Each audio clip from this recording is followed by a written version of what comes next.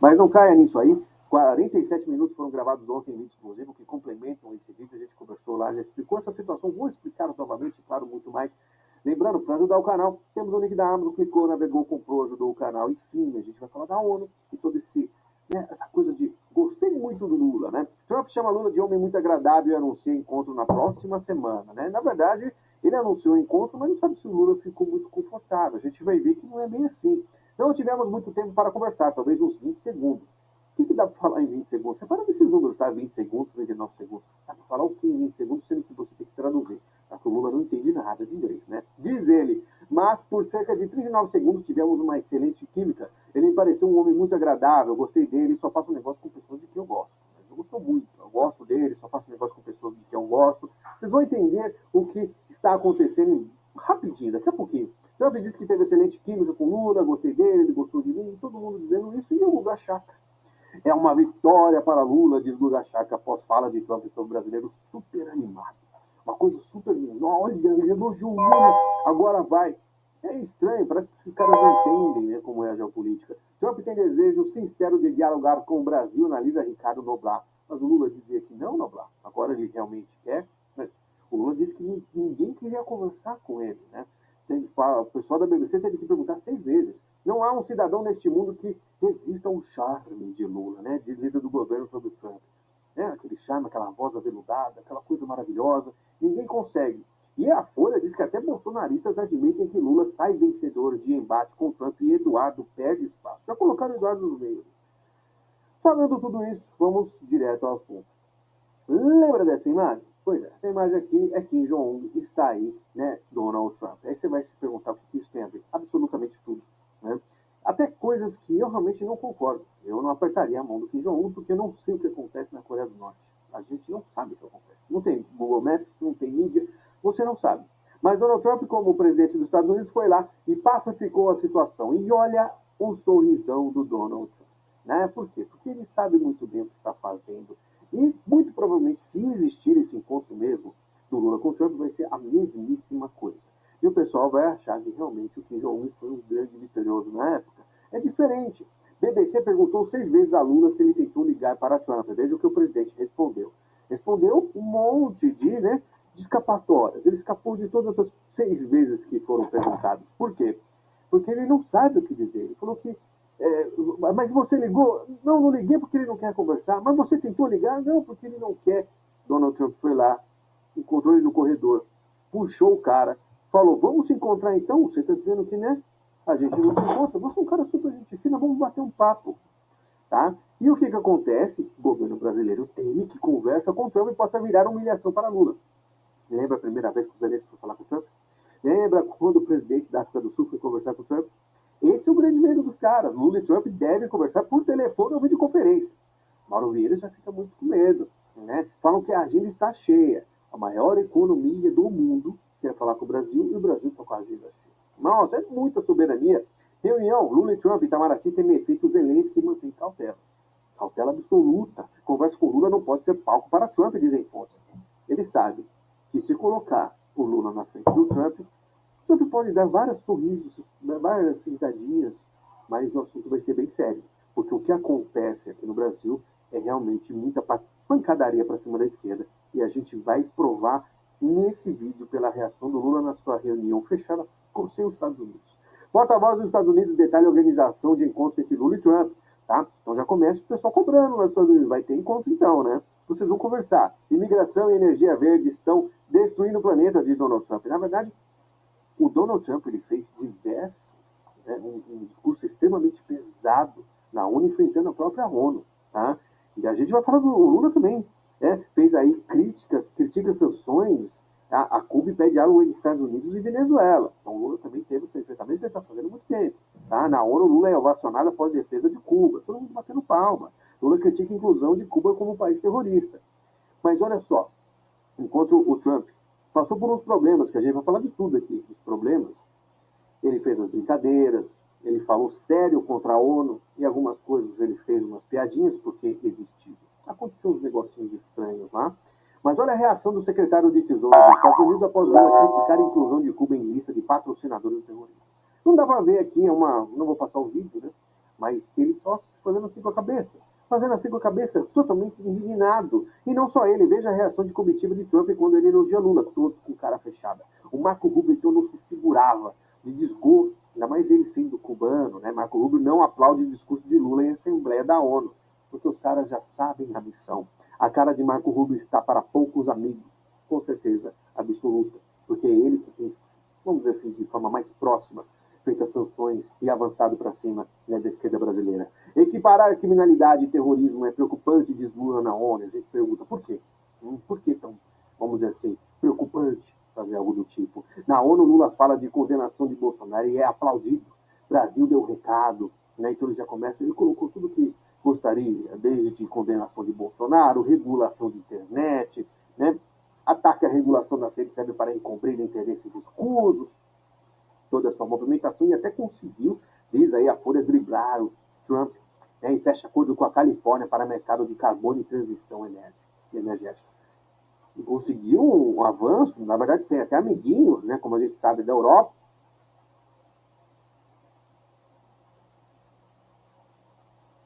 A BYD pode estar à beira da falência. E o maior investidor do mundo vende todas as suas ações. Mas isso impacta diretamente ao Brasil, não apenas a economia, mas a mentalidade, como aqui no Brasil as pessoas acreditam que uma economia deve ser conduzida. E o final é sempre o mesmo. Portanto, vamos entender todos esses detalhes.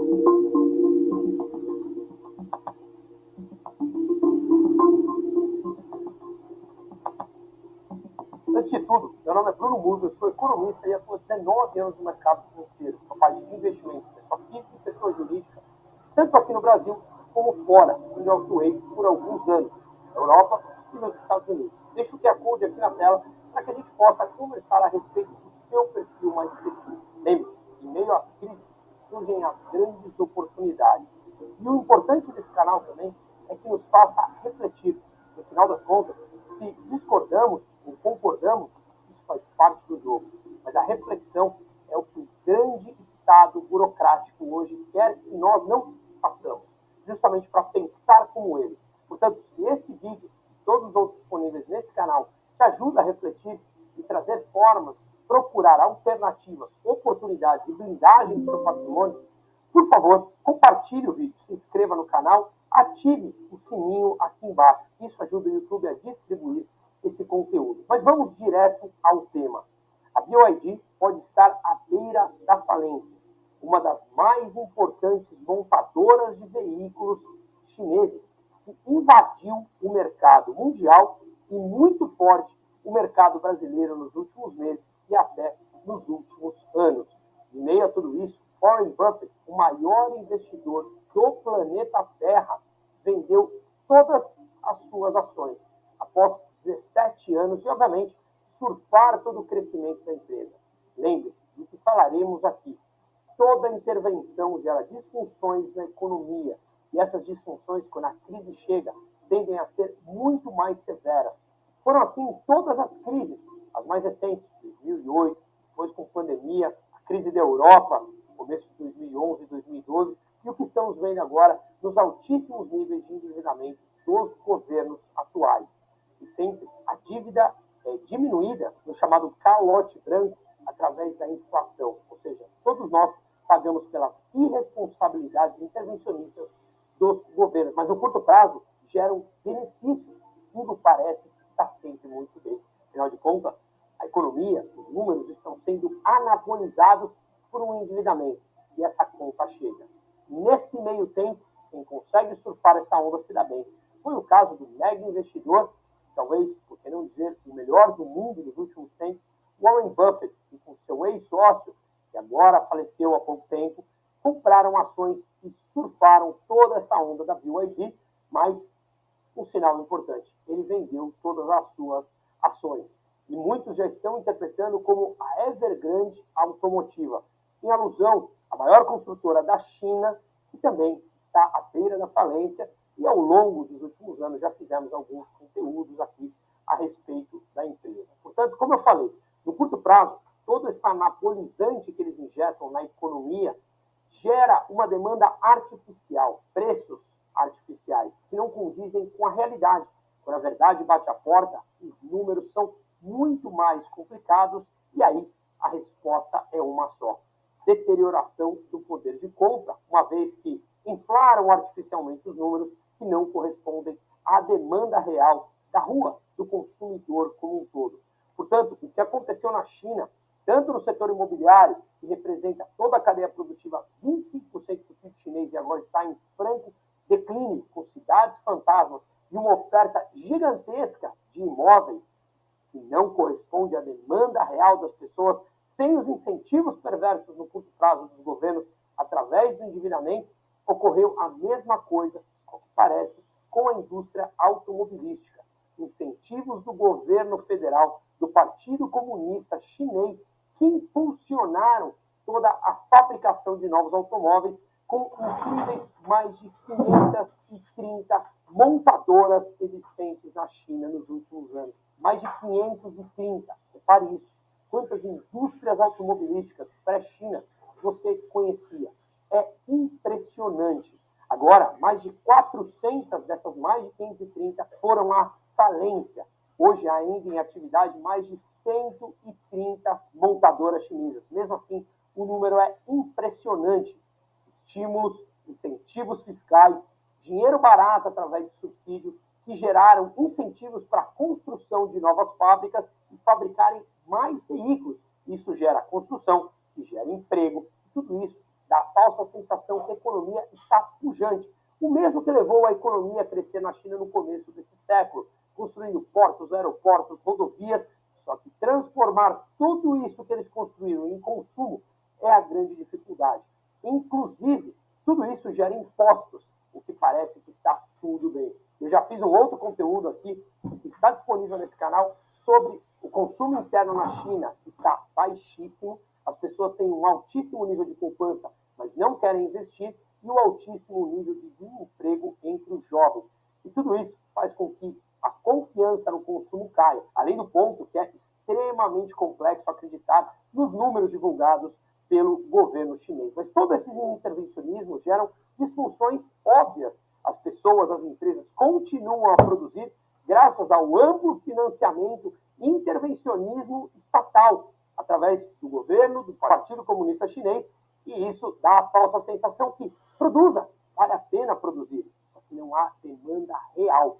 Quando os incentivos precisam cessar, ou seja, não há mais espaço no endividamento para continuar injetando essa quantidade de dinheiro, o sistema pode vir a ruir, e aí a coisa é complexa. Os governos regionais na China, que também estão em franca crise, com altíssimo endividamento e muitos dependendo do governo chinês, receberam e ainda recebem incentivos do governo central para ativar, construir mais fábricas, o que, repito, incentiva a economia no curto prazo. O que direciona essas fábricas é uma meta de produção. O que significa isso? Quanto mais você produzir, essa é a meta, e não a meta de lucrar, não a meta de vender, o que obviamente gerará, como gerou, um excesso de oferta de produtos sem a correspondente demanda. Num paralelo muito claro, isso aconteceu em economias completamente centralizadas que nunca deram certo, como, por exemplo, a economia da União Soviética,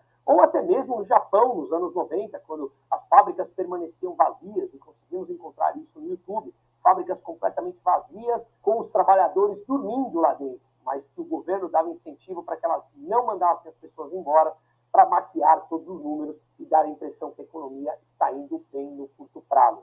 Portanto, esse excesso de oferta e pouca demanda, o que causa é uma deflação. Veja que todos esses intervencionismos levam, inclusive, a disfunções na macroeconomia. Os últimos dados de deflação na China são alarmantes. 0,4% vencendo essa deflação. Isso não é o aumento do poder de compra das pessoas. Veja, uma deflação pode ser se a moeda está valorizando muito, significa que o seu poder de compra aumentou. Quando você tem uma situação fiscal responsável do país e uma economia verdadeiramente pujante. Mas aqui não é o caso. É um excesso de oferta com pouca demanda por conta dos intervencionismos. Uma moeda chinesa, lá em 1994, eles desvalorizaram do dia para a noite em 50% os seus produtos ficarem competitivos no mundo e, obviamente, eles mantêm essa moeda desvalorizada artificialmente. Portanto, uma disfunção por completo. Quando analisamos a deflação no índice ao produtor, esse 0,4, no índice ao consumidor, a deflação no índice ao produtor é ainda maior. Mas vamos a uma matéria interessante que saiu aqui, que mostra a radiografia desse caos que a China está vivendo no setor automobilístico.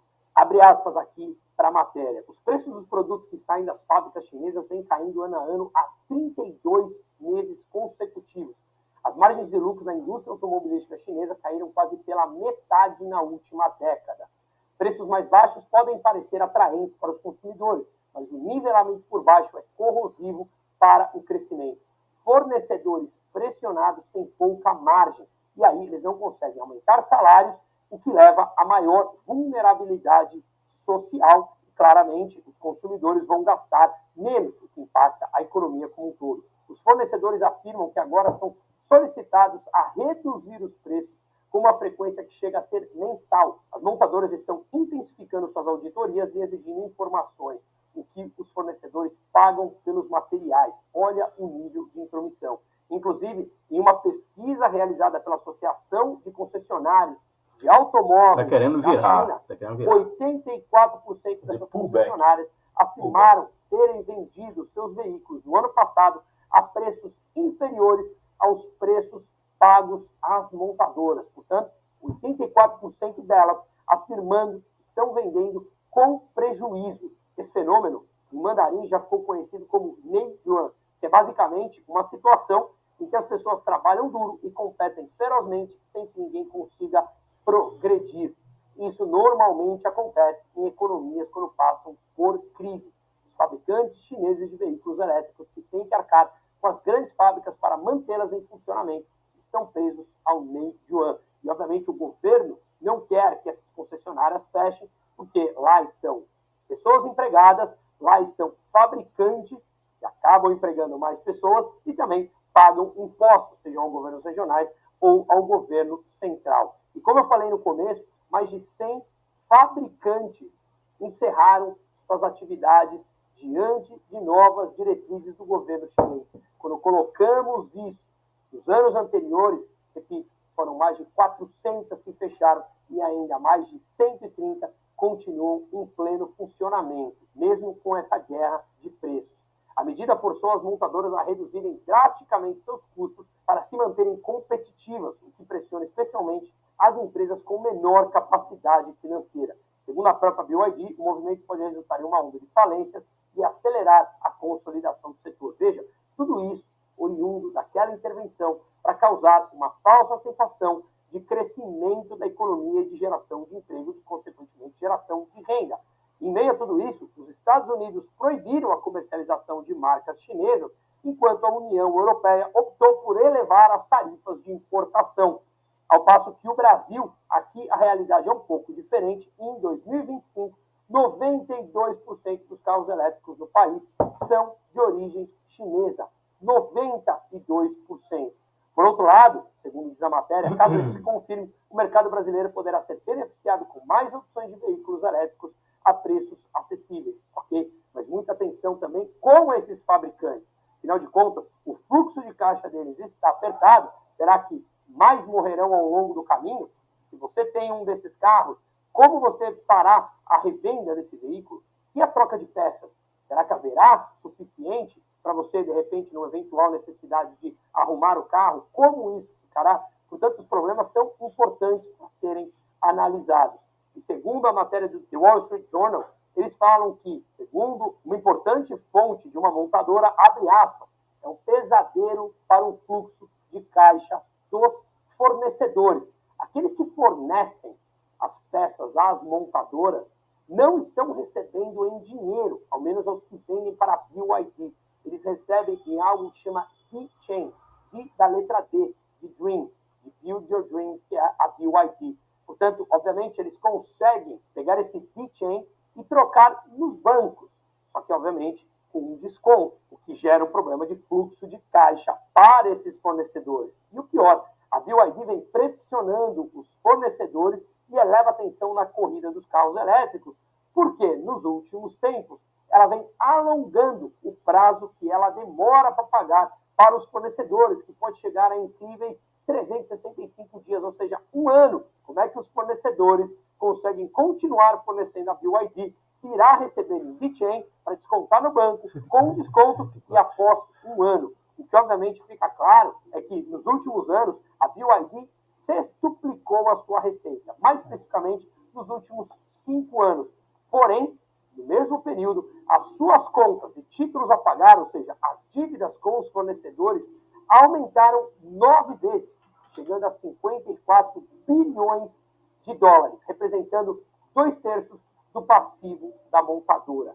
2/3 do passivo da montadora está com fornecedores que ainda não receberam e precisam receber. E isso está sendo colocado no balanço como uma linha de contas externas, que é o que o mercado está interpretando justamente com essa dívida com os fornecedores. O que significa, veja, se a receita cresceu 6 vezes, mas as despesas, a dívida cresceu 9 vezes, quem está financiando esse crescimento da BYD é justamente a dívida com os fornecedores. Ora, se eu devo para você, só vou pagar daqui um ano, e eu já vendi agora, eu estou usando o seu dinheiro para financiar o meu crescimento. Só que as minhas despesas, a minha dívida está crescendo 9 vezes, enquanto a receita cresceu 6 vezes. Não precisa ser nenhum gênio para entender que essa situação, obviamente, será muito complicada e que são os fornecedores, a ponta mais fraca, que está financiando toda essa operação. E, obviamente, o governo começa a ter que intervir justamente nos fornecedores, para que eles não venham também à falência. Então, perceba o nível de intervencionismo na economia chinesa, que não é de agora, é de décadas. E as disfunções começam cada vez a aparecerem mais e mais. Portanto, lembre-se disso. A esquerda grita contra os ricos, mas não larga a mão do Estado, a maior máquina de concentração do poder e privilégio já criada. Mas sempre dirão que é para o seu bem. Mas quem paga é você, sou eu, todos nós, os cidadãos que pedimos, eu não, mais Estado, porque acredita que será para o seu bem. Quando você está transferindo privilégio para os burocratas e ele transfere apenas uma fração daquilo que ele já tomou de você. E a crise, quando chega, tende a ser muito mais severa. E agora, deixo a pergunta final. E o paralelo aqui com o Brasil? Como está indo o nosso capitalismo de Estado?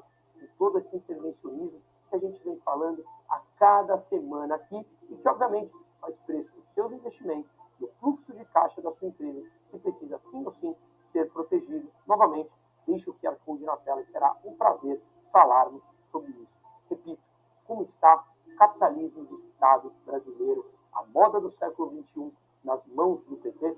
Você está se protegendo disso? Acordemos. Seguimos.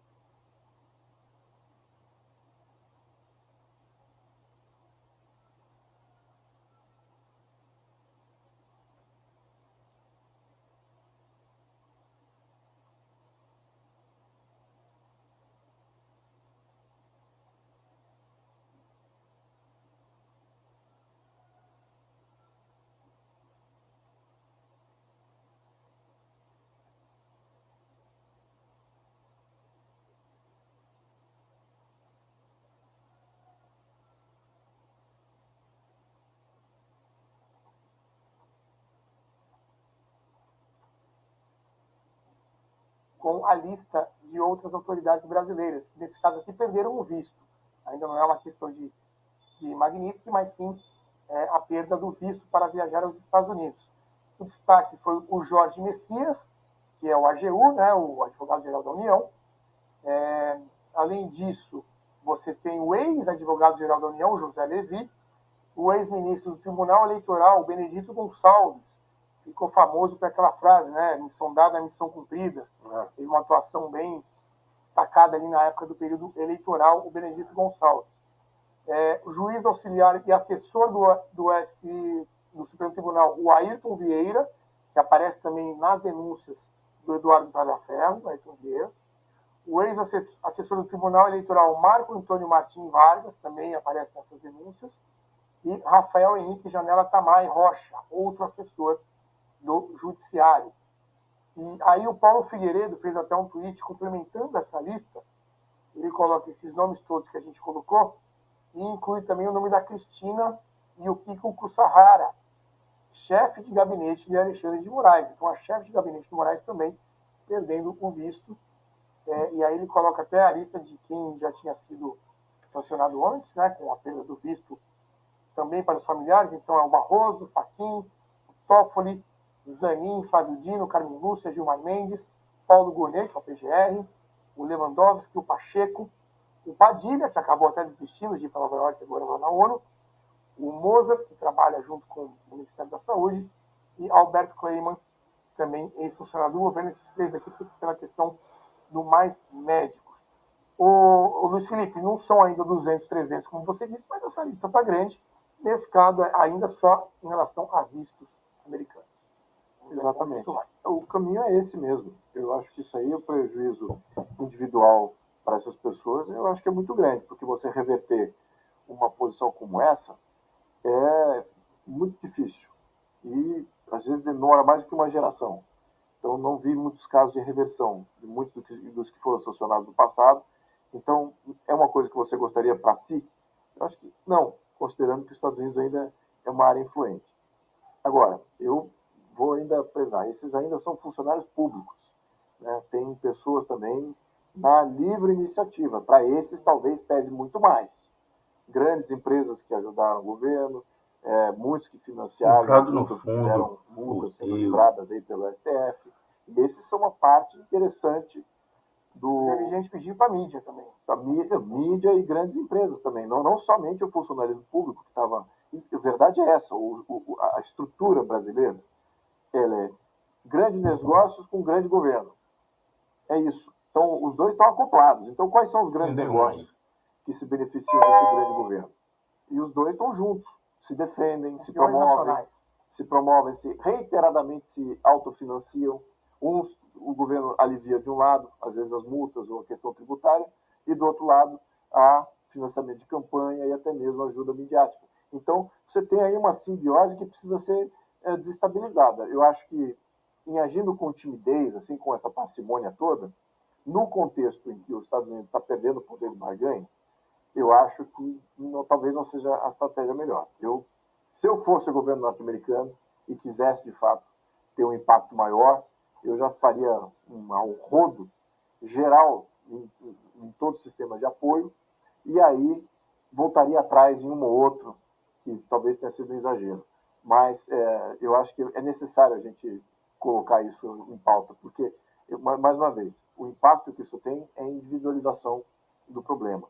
Vamos ver as sanções que aconteceram na Rússia, nos outros países, né? A Rússia é um expoente aqui, até mesmo na China. Criaram mudanças regimentais, essa que é a grande questão. Não, individualmente teve um problema para as pessoas envolvidas. Agora, em termos de regimento político, mudou alguma coisa? Essa que é... Mas agora, se for avassalador e muito rápido, aí quem sabe você possa ter uma resposta. Especulando aqui numa estratégia. Nessa queda de braço, hoje teve um outro capítulo, a gente acabou de falar do Paulo Gonet, né, que já perdeu o visto, e a PGR denuncia Eduardo Bolsonaro e Paulo Figueiredo por coação de processo. Né? O Paulo Gonet denunciou sob a acusação de articularem ações com o objetivo de intervir nos processos do ex-presidente Jair Bolsonaro. A denúncia acusa os dois de crime de coação, que, abre aspas, consiste em usar de violência ou grave ameaça com o fim de favorecer interesse próprio ou alheio, contra a autoridade, parte ou qualquer outra pessoa que funciona ou é chamada a intervir em processo judicial da rede social, inclusive de ser preso domiciliarmente. Então, o interessante, o curioso é o seguinte: o PGR não denunciou Jair Bolsonaro, mas ele segue preso de fundo, por conta desse processo, não é por causa da tentativa de golpe, que ele já foi condenado. Então tem muita gente até questionando, poxa, se o PGR não condenou, não denunciou o Jair, ele tinha que ser solto imediatamente, porque a Procuradoria não viu elementos suficientes para que ele fosse denunciado pelo crime de coação, como aconteceu com o Eduardo e o Paulo Figueiredo. É que é tanta coisa ao mesmo tempo que a gente até fica difícil enxergar. Mas vai lembrar isso, a tornozeleira e a censura e a prisão domiciliar do Jair Bolsonaro é por conta desse processo aqui, em que ele agora, oficialmente, não é denunciado. Então, me parece, você falou, é tão complicado, tanta coisa ao mesmo tempo, que a gente fica com dificuldade de interpretar, mas assim, eu acho que eles estão usando o termo coação de forma indevida. Olhando assim de fora e ouvindo a explicação que você acabou de dar, e o que significa coação, o crime de coação, me parece que não se aplica. Mas a gente tem visto, Renato, essa sistemática atividade de utilização de cursos e recursos que não se aplicam em situações de interesse casuístico, né? Então, eu acho que é só mais uma repetição desse processo. Enfim, me parece que nós vamos continuar vendo esse tipo de coisa. Né? E o pessoal fala que talvez os Estados Unidos já não tenham mais para onde ir, né? Aqui tem a família ainda, né, para ir atrás. Tem o Leonardo, tem a Michelle. Então, as autoridades brasileiras têm também para onde ir atrás. Aqui no Brasil tem outros alvos para serem atingidos. Por isso que talvez isso justifique a dificuldade que o Eduardo tem de ir e voltar, ou de ficar ou de vir de volta, né? Porque vive essa dificuldade permanente de saber o que exatamente o outro lado está pensando. Né? Pois é. E, Felipe, como é que você vê essa notícia? Enfim, Eduardo e Paulo Figueiredo agora também denunciados pela PGR por conta de coação no processo. Revanche, né? Um revanchismo aberto, sem qualquer base que justifique esse revanchismo, senão o que eles estão fazendo lá em termos de ação militante para salvar o Brasil. Eu acho que a leitura, a gente precisa colocar isso de uma forma muito mais plena. A opinião pública. Temos ou não temos um Estado ditatorial? Temos ou não temos uma violação do Estado de Direito pelo próprio Judiciário? Temos ou não temos uma situação de criação de poder totalitário através desse governo espúrio que não é legítimo, porque sofreu interferência norte-americana na sua eleição para que ele esteja lá. Então é assim que os Estados Unidos e o mundo está vendo. O Brasil está de que lado? Está do lado desta mesma visão? Ou ele ainda acha que tudo que as instituições assim todos, são todos legítimos, todos querem o bem do Brasil, que o Lula defende a soberania nacional, que o STF defende a legalidade? É isso que está em jogo. É essa versão aí. E eles acreditam, não sei, eu não posso dizer o que eles acreditam, mas o que eu estou dizendo, que eles não têm outra saída a não ser abraçar a narrativa que o sustenta lá. No minuto que eles falaram, não, vocês têm razão, de fato a gente está numa ditadura, de fato a gente está violando o Estado de Direito e não estamos agindo conforme a legalidade. E de fato o poder do Executivo quer criar um Estado totalitário, porque sempre foi o plano deles e está incluso no seu modelo de governo. Se eles aceitarem isso para a opinião pública, pronto, acabou. Aí você não tem como sustentar nem internamente.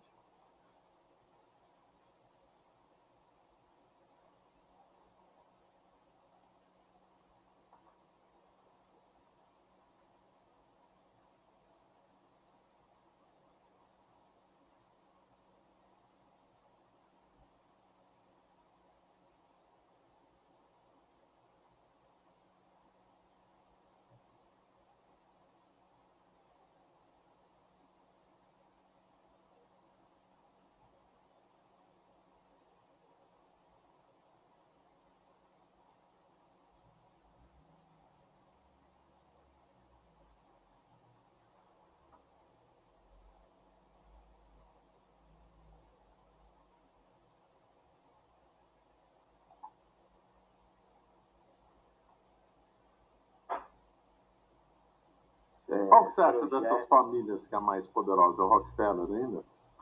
Não tem então, como saber. não dá muito. Assim, se fala muito da família Vão Rothschild pra por baixo. causa Do histórico. do histórico e assim, e a gente vê o que é a Rockefeller and Sons lá, Rothschild and Sons e Rothschild CO, né, Company.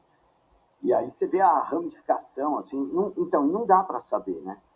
E o que dá para ver que o fundo Vanguard, por exemplo, parece mais relacionado a essas dinastias americanas. A Vanguard é acionista da BlackRock. E o BlackRock é acionista da Vanguard. Então fica uma operação Zé com Zé, né? Isso aí mostra que é uma cartelização, Claro. né? E é a melhor maneira, porque agora você não sabe nem quem é a família mais, né? Antes eles escondiam isso em holding e tal, mas se você vai puxando o barbante, você chegava lá. Agora, não tem como, né? Porque, com certeza, os fundos, esses grandes, né? SSGA, o Geode, Fidelity, esses fundos têm dinheiro dessas grandes famílias, aí, família Mars. Família Mars é aquela do chocolate, daquele negócio da África, maior produtor de cacau, aquela história toda lá que nós contamos aqui. Quem tiver curiosidade, veja o documentário O Nó, né? Uma ação deliberada, acho que chama. É um documentário que mostra a sacanagem que fizeram no sul da Bahia para acabar com os produtores de cacau. Você quer comentar mais aí de alguma família? Morgan, não, tem Bush, aquele Wallenberger, o dono da Scania lá, como é que se fala? Aquele é sueco, né? Sueco, olha o que esses caras são donos do país.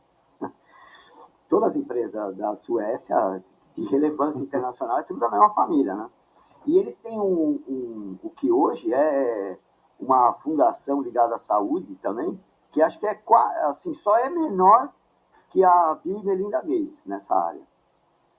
E é uma fundação europeia também que patrocina todas essas causas, tem uma ONG de aquecimento global. Então, a gente vê os Agnelli, né, da família da Fiat. Agnelli. São famílias... A família Agnelli investiu muito na Europa Oriental, né? O velho Agnelli investiu demais lá, ajudando as economias quebradas lá como o Rockefeller também, né? Da Europa Oriental. Você vê, quando tem a Revolução Russa, né? Teve um sueco que ajudou também. Você lembra o nome dele? Não é esse? Que é o mesmo que era da Scania? Um agente acho que é Wallenberg. Vê se alguém escreve o nome. Se alguém souber, depois coloca lá. Ele ficou conhecido como o banqueiro da Revolução. Então. E na Revolução Russa, tinha aquele Alfred Milner, que era uma espécie de embaixador ali dos banqueiros também, um cara que participou da Chatham House, da criação do negócio de movimento pan-europeu, que depois vai virar a União Europeia, né? Então, e esse cara, e gente ligada a ele, como aquele... Está o fundo, ele rompe. Um cara que era da inteligência inglesa, lá, não lembro o nome agora. E esses caras apoiaram o Lenin, né? Protegeram o Lenin, arrumaram um trem lá, um vagão blindado para levar o cara, entendeu? Levaram um monte de ouro ali, levaram um monte de coisa.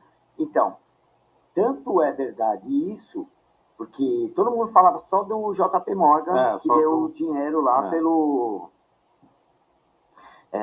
pro Trotsky, né? Mas teve fala do Leib Kuhn, né? O banco Leib Kuhn foi um Kuhn Company, não sei como pronunciar. Eu também não sei. Escreve Kuhn Company. Que é também tem conexão com o Goldman Sachs, assim, conexão familiar. Um dos caras lá, depois vai ter conexão. Depois entrou, você conhece a história do Armand Hammer? A gente falou, foi aqui que a gente falou. Eu não lembro onde é que foi. Depois vale a pena você estudar, que vai entrar. Pô, já foi, pronto. Atrás que vale Acabou essa porcaria. E esse Alfred Milner foi o responsável